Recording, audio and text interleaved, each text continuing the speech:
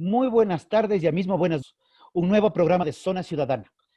Seguimos conversando con diferentes actores de la vida diaria y el día de hoy tenemos un invitado muy especial y muy interesante, Daniel Villamar. Él es un activista político, generación millennial. De hecho, inclusive su cuenta de Twitter así se autocalifica. Vamos a conversar qué es lo que los millennials están esperando de este nuevo proceso electoral y con unas inscripciones cerradas, ver qué se nos puede venir. Buenas noches, María Dolores. Daniel, ya estás aquí. Buenas noches, Rodrigo. Buenas noches, Daniel. Un gusto compartir con ustedes. Y hoy día, como nos cuenta Rodrigo, vamos a tener una conversación muy interesante. Buscamos otros puntos de vista. Así que, Daniel, bienvenido. Esta es tu casa. Bienvenido a nuestra conversación. Wow. Muchas gracias, Rodrigo. Muchas gracias, María Dolores. Un gusto, pues, compartir este espacio, este conversatorio con ustedes y compartir un poco de lo que mi generación y los que vienen atrás de nosotros también pensamos un poco acerca de la política. Bueno, tú te autocalificas como activista político, lo cual es muy interesante porque mucho se habla de que los millennials, de que los jóvenes no están interesados en política y que más bien son apáticos a la política.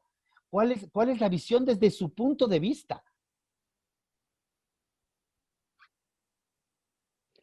Bueno, personalmente lo que a mí me motiva a hacer activismo político es darme cuenta de que el presente en el que vivimos es producto de las acciones del pasado y el presente que voy a vivir dentro de un par de meses, dentro de algunos años, va a ser el resultado de las decisiones que se tomen hoy.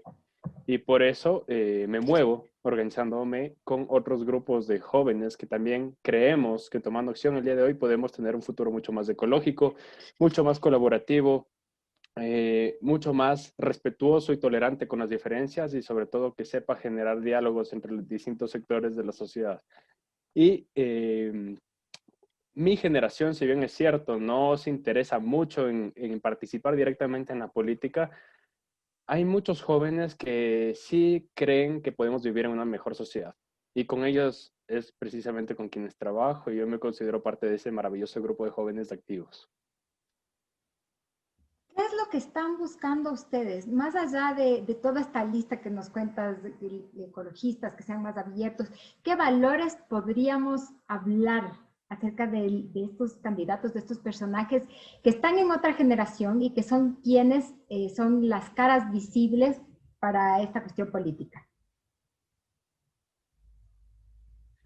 Bueno, nosotros no buscamos caras o no buscamos líderes en específico. Creo que ese es uno de los mayores cambios que ha existido a nivel de la política en general. A nosotros nos interesan los procesos o las causas. Entonces, por eso hablaba de medio ambiente, tenemos movimientos animalistas, tenemos movimientos por la generación de prosperidad en el país. Y cada una de estas causas mueven a distintas fibras sensibles dentro de los jóvenes. ¿Qué esperamos dentro de este proceso electoral? En primer lugar, un cambio total en el modo de liderazgo. No queremos más un presidente dictatorial que sin consultar y sin sentarse a conversar con los distintos sectores de la sociedad, tome sus propias decisiones.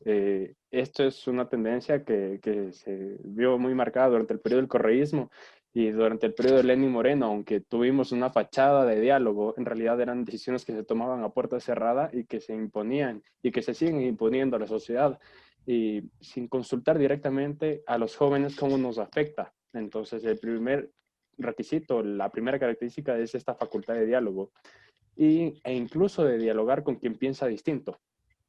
Eso también es otra cualidad que estamos esperando. ¿Cómo ves tú las Y decisiones? bueno, No, sí, sí. sí, dime, Rodrigo. No, Bueno, tú, de manera muy general, sí, de manera muy general, al punto al que quería llegar es esta capacidad de entender que existen otras formas de entender la realidad, de que tal vez los jóvenes no nos sentimos identificados con el sistema en el que vivimos, no nos sentimos identificados con las normas sociales que coexisten todavía en nuestro ecosistema abre la puerta a que se generen rupturas dentro de ese sistema a las normas, a una forma de hacer política, una sola forma de hacer economía, una sola forma de hacer activismo. Y eso también es un desafío al sistema político adaptarse a estos cambios, porque la globalización, el acceso al Internet, este libre acceso a la información hace que nosotros tengamos una mayor autoconciencia y por ende critiquemos a todo lo que nos rodea, pero lo critiquemos de una manera propositiva. Es decir, nosotros buscamos desde nuestro espacio personal redefinir cómo queremos relacionarnos con aquello que nos rodea y en el proceso, pues,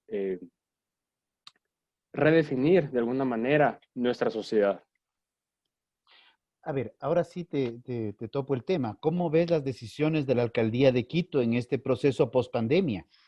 Porque así como tú lo has mencionado, las decisiones del expresidente, que yo prefiero ni mencionarle, por un acaso sea como una invocación mal hecha, el alcalde también toma decisiones personalísimas. No son decisiones que sean consultadas ni informadas al consejo ni siquiera. Son decisiones personalísimas que están afectando a un sinnúmero de sectores y Quito se ve en una situación cada vez más compleja cuando no se ve tampoco un entendimiento en temas de movilidad puntualmente entre la diferencia entre el Quito urbano y el Quito rural. El Quinche, Pinta, Alangasí, para no irme ya a otros sectores como sería Pacto, Nanegal, Nono, Gualea y demás. Las dinámicas son completamente distintas.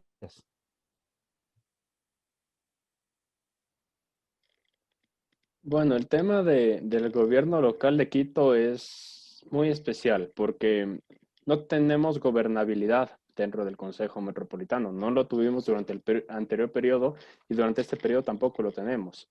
Lo que tenemos son acuerdos políticos que permiten que ciertas ordenanzas sean aprobadas, que ciertos proyectos avancen por un interés de las distintas partes. Y ese es el problema del divorcio entre el sistema político y lo que gestionamos desde la sociedad civil. Muchas veces lo que nos encontramos son barrios autoorganizados que han decidido intervenir sus propios territorios. Hablo del casco urbano, restringiendo la movilidad vehicular del auto particular, por ejemplo, promoviendo la creación de ciclovías, la creación de bulevares, la creación de bosques urbanos.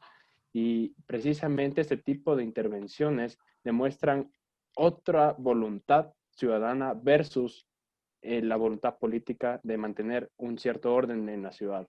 Hablando de lo rural versus lo urbano, existe también un gran despojo del sistema político en general por parte de quienes viven en la ruralidad. He podido conversar con algunos jóvenes que habitan en el Chocó Andino, por ejemplo, y quienes sienten que sus voces son invisibilizadas desde el Consejo Metropolitano. Se toman decisiones también desde la misma prefectura, imponiendo la creación de hidroeléctricas, facilitando licitaciones mineras en sus territorios y sin comprender en lo absoluto cómo la realidad del agro es lo que mueve el motor del desarrollo en estos sectores.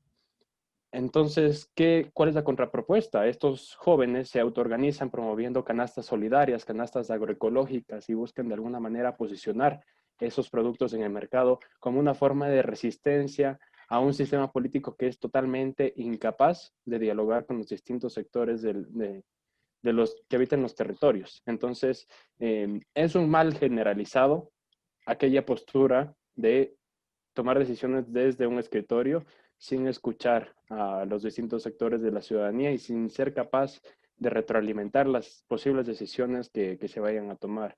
Entonces es algo tan condenable hacia el alcalde como hacia los mismos funcionarios municipales, incluidos los concejales. A ver, me topaste uno de mis temas más sensibles y por mi formación, por mi experiencia, por mi actividad. Precisamente yo creo que el tema de las canastas agroecológicas, que obviamente tienen que tener una certificación de que son agroecológicas, no porque yo necesariamente digo que lo es, lo es.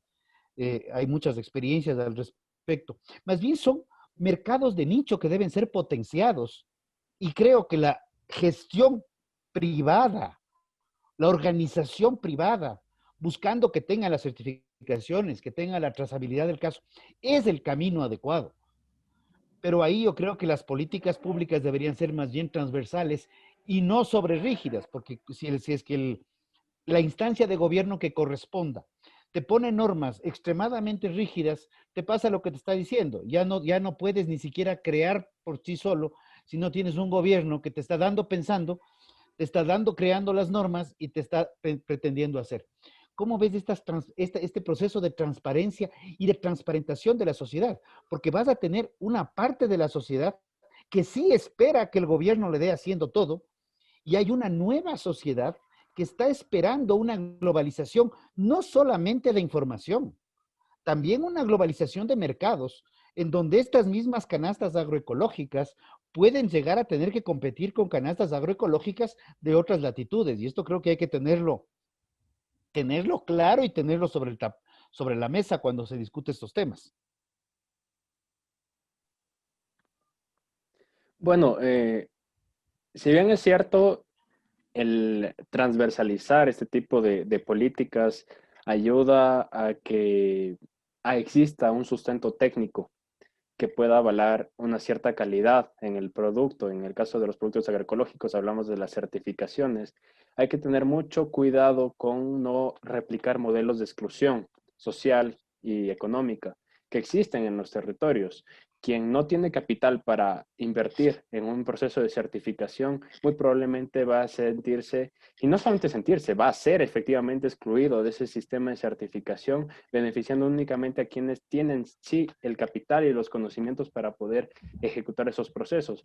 Al contrario de que si se ejecuta desde las mismas comunidades. Entonces, aquí viene la importancia de generar gobiernos abiertos en colaboración con la sociedad en general.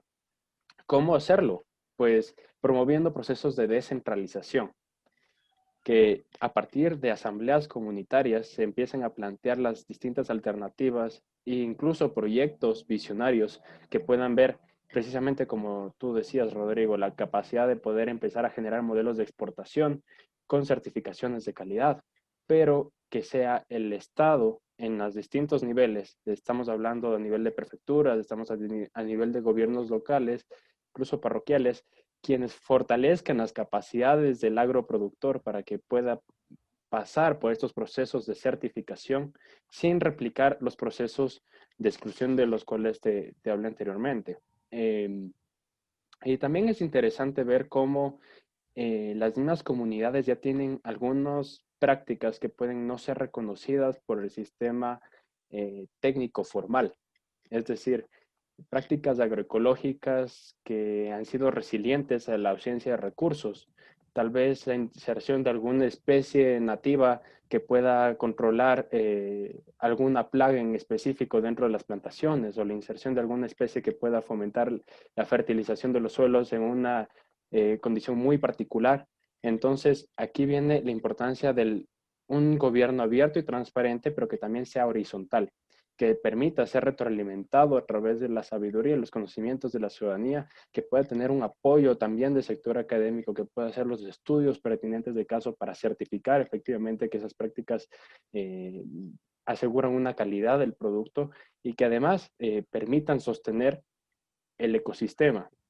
Estamos hablando de que hoy en día, al 2020, tenemos 10 años, un poco menos de 10 años para revertir los efectos del cambio climático, y deberíamos nosotros ya estar preparándonos para reforzar la protección de los ecosistemas. En espacios tan biodiversos como el Chocó andino o en las zonas rurales de Quito, tenemos que asegurarnos que el abastecimiento de agua, los ciclos naturales, que no solamente del ciclo de agua, sino también de los ciclos de los distintos nutrientes, puedan ejecutarse a pesar de una alteración de los climas. Entonces, esto se genera a través de un trabajo directamente con la comunidad.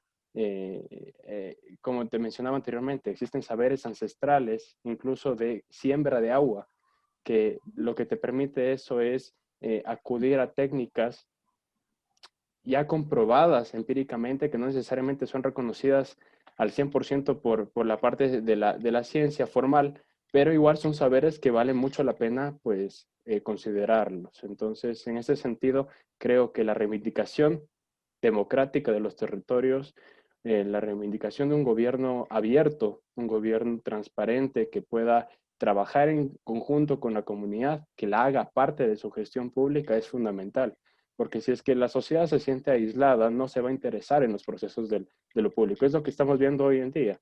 Políticas totalmente verticales en las cuales un planificador que está detrás de un escritorio dice esto es lo que se ejecuta, la sociedad civil se desencanta, empieza a ejecutar sus propios procesos que no necesariamente obedecen a ciertos estándares de calidad y por otra parte se intentan imponer otros estándares que van totalmente en contra de la voluntad de quienes habitan los territorios. Entonces hay que reconciliar Ahora, estas dos partes para poder generar acuerdos mínimos que permitan avanzar hacia una productividad mucho más agroecológica y que sobre todo pueda ser competitiva en los mercados tanto locales como internacionales.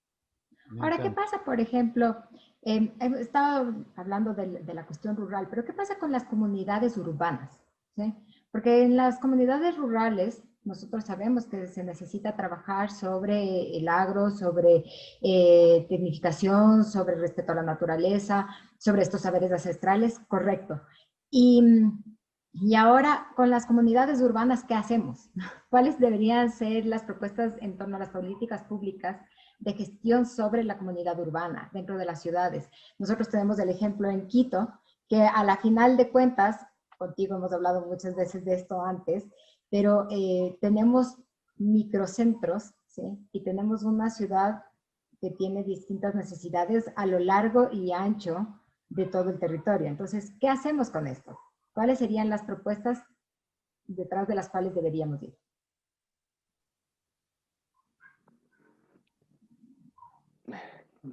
No tengo respuestas, pero sí tengo un montón de desafíos una lista de desafíos que debemos afrontar en la ciudad. Ok, cuéntanos. En primer lugar, este desencanto de los territorios. Y no solamente sucede en el sector rural, sino también en el sector urbano. Eh, Tenemos la experiencia de un proyecto que estamos ejecutando desde el Parlamento de Jóvenes de Quito, de la mano con el Colegio de Arquitectos y con otras instituciones aliadas más a través de lo que se llaman los laboratorios urbanos. Hacemos procesos participativos de diálogo con vecinas y vecinos, con los distintos sectores económicos que habitan los territorios y buscamos de alguna manera empezar a generar sueños de barrio. Entonces, con este primer punto quiero empezar a hacer unas pequeñas reflexiones iniciales. Es transversalizar la academia, pero también transversalizar la participación ciudadana en un proceso de co-creación de ciudad. Y además, rompiendo esta idea de las megacentralidades. Estamos hablando de que el megacentro de Quito es el sector de Iñaquito y sus alrededores. Eh, hay que romperlo y hay que descentralizar la ciudad a pequeños barrios, lo que se llaman las ciudades de 15 minutos, que puedas encontrar ahí tu escuela, puedes encontrar universidades, que puedes encontrar farmacias, que puedes encontrar hospitales y los distintos servicios que son necesarios dentro de un mismo espacio habitable. El problema es que todos los servicios financieros, económicos de Quito están concentrados en una sola área específicamente y eso genera tanto problemas de movilidad como de exclusión. Y, por ejemplo, tienes un hipercentro en Quito que pasa deshabitado la mitad del tiempo porque no tiene ciudadanos que habiten esos territorios. Y la segunda parte que también quería reflexionar es que como parte de la experiencia que estamos teniendo es que muchos vecinos no reconocen a sus barrios como parte del hábitat que ellos habitan. Valga la redundancia, el espacio que ellos habitan parte de la puerta de sus casas hacia adentro. Y todo lo que está de la puerta de sus casas hacia afuera es lo desconocido, lo otro, lo que yo no reconozco. Entonces, si es que mi barrio es inseguro, si es que mi barrio es feo, yo me voy a procurar poner un muro de 2 metros que me tape esa realidad y hacia adentro sí voy a tener bellezas, una belleza de jardines, una belleza de espacios comunales para que mis hijos jueguen, pero puertas adentro. Entonces, la noción de lo público es algo que debemos trabajar muy fuerte para recuperar. Hay barrios con una mayor tradición histórica, como por ejemplo la Mariscal, como por ejemplo la Floresta, que por alguna manera esa tradición, esa herencia histórica que ellos han tenido les han movido a querer reapropiarse de sus espacios, el querer revivir una experiencia dentro de sus territorios. Pero hablo, por ejemplo, de la parroquia de Iñaquito, específicamente donde estamos interviniendo, buscando romper esta idea del hipercentro y generando barrios mucho más residenciales y amigables con un tipo de residencia local, donde encontramos esta gran resistencia de los vecinos hacia apropiarse de su hábitat, de su territorio. A ver, tú has planteado el tema de la ciudad de 15 minutos. Este es un concepto que no es nuevo, es un concepto que más bien, no soy arquitecto, eso le corresponde a María Dolores, corresponde a los urbanistas, pero este concepto de la ciudad de 15 minutos es algo que viene sosteniéndose desde hace muchos años. Hay ciudades hace décadas que se planificaron con estos conceptos, pero claro, son ciudades que se planificaron y arrancaron todo su proceso urbanístico de esa manera. Quito, y hablemos en Quito particularmente, es una ciudad que por su condición geográfica, con el panecillo en la mitad que divide al norte y al sur, más allá de la película de a mis espaldas, que el sur se queja que hasta la Virgen le da la espalda al sur de Quito, que es real, ¿no? Pero es una ciudad longitudinal con dos cierres de lomas, donde se abre completamente una suerte de cuchara al norte en la zona de Calderón, Carapungo, Llano Chico, Llano Grande, y hacia el sur ya la ecuatoriana, y se acaba y se termina con Mejía, que ya es un riachuelo que lo divide, una quebradilla.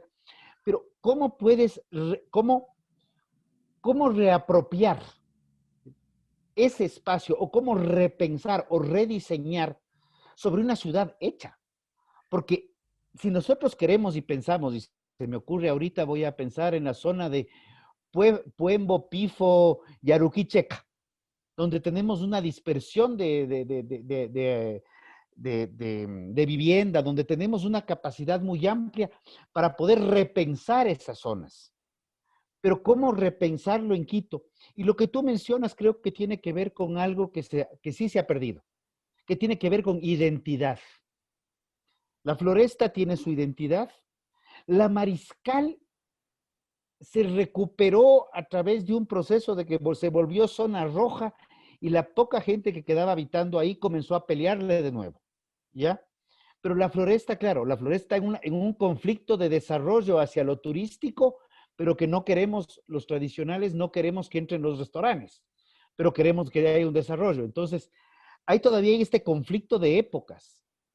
¿Y cómo ves tú esta combinación nueva? Porque no es, como digo, sobre algo montado, no puedes destruir para reconstruir. Y tenemos que recuperar identidad de barrio, identidad de manzana para de la manzana pasar al barrio y del barrio a la parroquia, sea esta urbana, sea rural, y de ahí seguir creciendo a ciudad.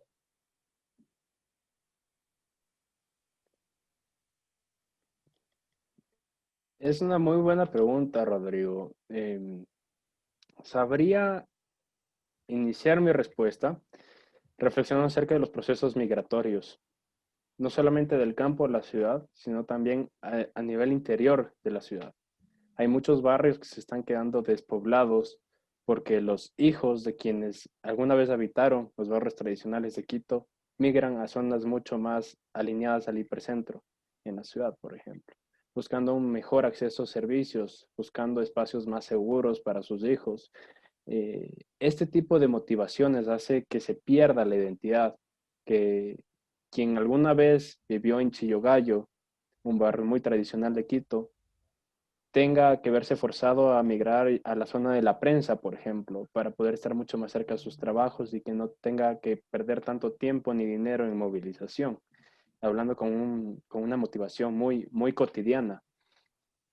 Entonces, en un primer lugar, es un ejercicio muy fuerte de hacer memoria histórica. Creo que aquí el Instituto de Patrimonio sí debería trabajar muy fuerte en recuperar la memoria histórica de lo que eran los barrios de Quito, cuáles eran sus tradiciones. No solamente es cuestión de festejar las fiestas de Quito una vez cada año, es cuestión de entender qué otras festividades existían dentro de la ciudad e incluso mucho antes de la colonia. Tú hablabas del tema del panecillo. Eh, el panecillo, la olla del panecillo en realidad es un templo cenital, de un templo solar de la época quitucara y que posteriormente tuvo esa imposición de la Virgen del Panecillo que dividió norte y sur y que impuso una cultura de división en la ciudad que nunca debió haber existido. Al contrario, cuando se hacían los rituales ceremoniales de la cultura quitucara, tú ves toda la García Moreno como marca un camino muy claro hacia el Panecillo, y ese era el camino que venía desde el norte, y existía otro camino que venía desde el sur, y colindaban los pueblos en la mitad del mundo para festejar al dios Sol.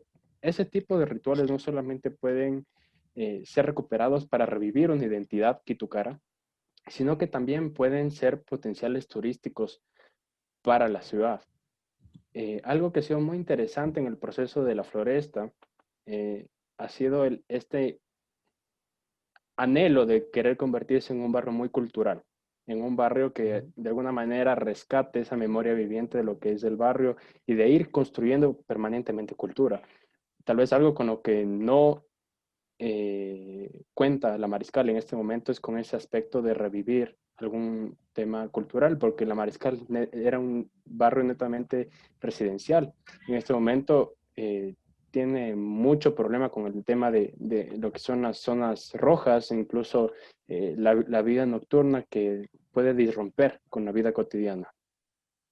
En ese sentido, creo que es muy importante vincular también a los jóvenes dentro de estos procesos de reapropiación. En el momento en que ya tenemos relatos, historias vivas de qué es lo que sucedía dentro de los territorios y los jóvenes sienten esa emoción, ese fervor con el cual cuentan nuestros ancestros, qué es lo que se vivían en los territorios, podemos de alguna manera rescatar esas tradiciones.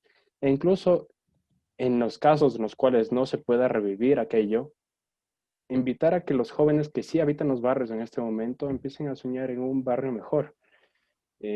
Creo que si es que hablamos de mejores servicios, por ejemplo, empezar con una intervención urbana en un parque, usualmente lo que te van a pedir es que construyas una cancha de césped sintético y esa es toda la intervención que vas a hacer en un barrio. Pero eh, creo que ahí viene también la labor técnica de asesorar y de decir, oye, ¿sabes qué? En vez de construir una cancha de césped sintético, ¿por qué no creamos una cancha multiusos donde tengas unas mesas donde los vecinos puedan reunirse todos los fines de semana, cuando hay un partido, cuando los niños salen a jugar todas las tardes luego del colegio? Tal vez en estos tiempos de pandemia es necesario también repensar un poco el espacio público, tal vez tomando medidas, las debidas precauciones del caso, dándole espacio para que existe el distanciamiento social, pero esta vida de barrio no se puede perder. El momento en que cada quien se encierra en su hogar, lo público está perdiendo valor, está perdiendo vigencia.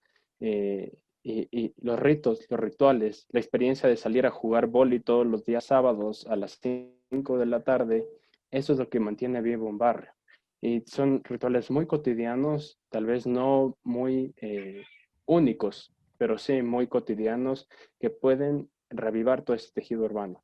Y alrededor de ese tejido urbano tienes negocios que se activan, tienes la señora que vende las fritadas en la esquina, tienes la señora que sale a hacer los choclos o los maduros. Entonces el barrio empieza a retomar, a recobrar su vida. Entonces Ahora, yo creería que por ese lado podríamos partir. Pero por otro lado, y ya para ir cerrando mi idea, además de este trabajo desde los barrios, es muy importante que exista una determinación política a hacerlo. Y para eso es necesario que el aparato público del municipio en verdad se enfoque en un rescate cultural del orgullo de la quiteñidad. Recuerdo mucho las campañas de Don Evaristo que de alguna manera trataron de concientizar a la población y que generaron una reapropiación de la identidad de ser quiteño. Y son campañas que transcurrió un tiempo y fueron abandonadas. Entonces es necesario tomar en cuenta que un sueño de ciudad no necesita políticas de gobierno, necesita políticas de Estado. En este caso serían políticas de ciudad pensadas a 30, 40, 50 años y no solamente durante el periodo preelectoral o durante periodos clave donde puedo yo ganar popularidad como gobernante de la ciudad. ¿Qué es lo que pasa entonces? Porque ya tenemos una visión clara de la ciudad, tenemos una visión clara de este sentido de pertenencia, de barrio, de familia, de estructura en torno a espacios un poco más pequeños. ¿Cómo le trasladamos esto a una visión nacional? Porque nosotros tenemos que pensar ahorita, por ejemplo, si nos vienen las elecciones presidenciales, no estamos pensando en un alcalde en el momento, sino que estamos pensando en alguien que tiene que ver más allá de la ciudad, más allá de estas propuestas en micro, sino que irnos al espacio grande, al espacio público general, a las provincias, a cómo integrarnos, cómo hacer integración de las provincias, de producción, de desarrollo de todos. ¿Cómo logramos esto? ¿O qué visión tenemos sobre estos temas? Tenemos poquito tiempo, así que dale por ahí. A ver, de manera muy breve, creo que los próximos líderes, sea quien gane las elecciones como presidente, vicepresidente, y el espacio que a mí más me interesa como politólogo que soy, a mí me gusta mucho el tema de la política y por eso me metí a estudiar ciencias políticas, es el tema del manejo de la Asamblea Nacional, que creería que es mucho más importante todavía que un gobierno nacional. Muchas veces el debate se centra en quién gana la presidencia, pero si es que tienes un presidente con una asamblea inoperante, el gobierno no va a marchar bien. Si tienes un gobierno que trata de ir hacia la izquierda y tienes una asamblea que va hacia la derecha, lo que vas a encontrar es un gobierno disfuncional que no va a poder implementar sus políticas. Y por el contrario, si tienes una política una asamblea que le dice todo sí al presidente, tenemos el resultado del gobierno del 2013. Entonces, necesitamos un gobierno que entienda que el problema está en que el sistema político no se ha adaptado a los cambios del siglo XXI. ¿Y cuáles son esos cambios? Una sociedad civil mucho más empoderada en su rol individual, tal vez no en su rol como ciudadano. Ahí existe una brecha entre el individuo y la cultura cívica. Pero lo que sí existe es una noción individual de qué es lo que yo quiero y qué es lo que no quiero. Entonces ya un político que se pare en un balcón como Velasco Ibarra y le dice a la población qué es lo que quiere, ya no es compatible con la realidad actual. Pero lo que sí es compatible es un gobierno que sepa consultar oportunamente a la ciudadanía qué es lo que quiere en sus territorios. Entonces, lo que esperaría como joven del siguiente gobierno es que sepa aterrizar todo su plan de gobierno a los distintos territorios, no solamente las ciudades, hablo del territorio pensado de manera integral, hablo de la selva, hablo de los pueblos que habitan la selva, hablo de los pueblos que habitan la ruralidad y que la producen, hablo de quienes habitamos las ciudades, igual coexistimos en estos territorios. Y es un gran desafío porque usualmente algo que ha ocurrido en los últimos años es que los gobiernos autónomos descentralizados, si bien en el papel han tenido una mayor autonomía, en realidad no tienen el presupuesto para ejecutar sus planes de gobierno. Entonces, ¿cómo resuelves una problemática de hambruna en la población, de gente que no puede vender sus productos y que no puede acceder concretamente a productos y servicios? ¿Cómo resuelves un problema de acceso a la educación cuando no tienes la infraestructura para poder garantizar el acceso a Internet de calidad, por ejemplo? No puedes garantizar el acceso a una computadora para poder conectarte a clases. ¿Cómo garantizar la provisión de servicios empresariales para que se empiecen a pensar los microemprendimientos desde el territorio con una verdadera viabilidad económica a mediano o largo plazo? Todo ese tipo de alternativas solamente pueden ser pensadas desde los distintos territorios y desde los desafíos. De lo contrario, lo que vamos a seguir teniendo son políticas de escritorio.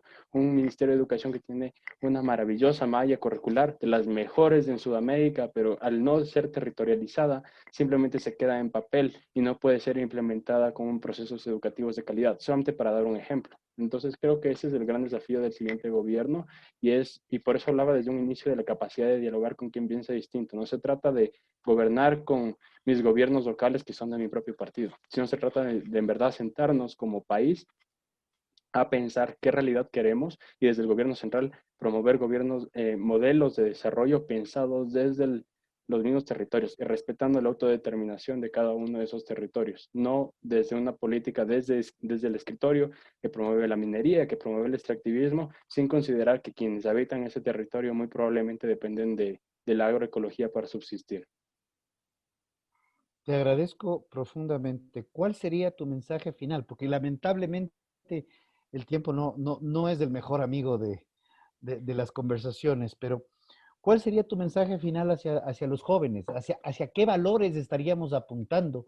No solamente el tema de causas, pero qué valores. Porque mucho de lo que has planteado requiere también de políticas tal vez tradicionales de igual manera con la gestión de recursos para los gobiernos. A ver, hablando de valores, primero honestidad, una frontalidad en decir, voy por esta línea y esto es lo que defiendo y no tener dobles discursos que te puede estar diciendo no al extractivismo y al mes siguiente puede estar promoviendo concesiones mineras en los territorios. Transparencia, que se verifique con quién ha tenido reuniones las autoridades, quiénes están haciendo cabildeo por los distintos proyectos y cuáles son los intereses que se están defendiendo detrás de cada uno de esos proyectos. Estaría hablando de un valor de diálogo en la diversidad, en que ese valor del diálogo es fundamental. Estaríamos hablando de que yo puedo tomarme una foto con distintos sectores gremiales diciendo que soy alguien que dialoga, pero si es que en realidad no estoy escuchando las necesidades de cada uno de los sectores, no estoy dialogando. Entonces ese sería un tercer valor.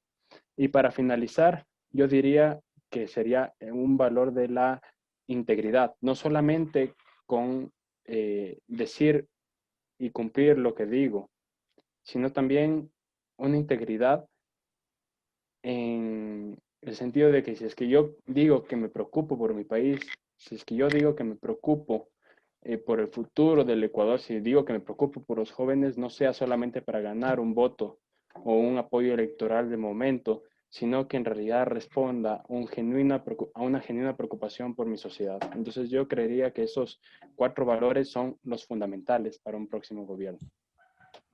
Muchísimas gracias, Daniel. Gracias, Rodrigo.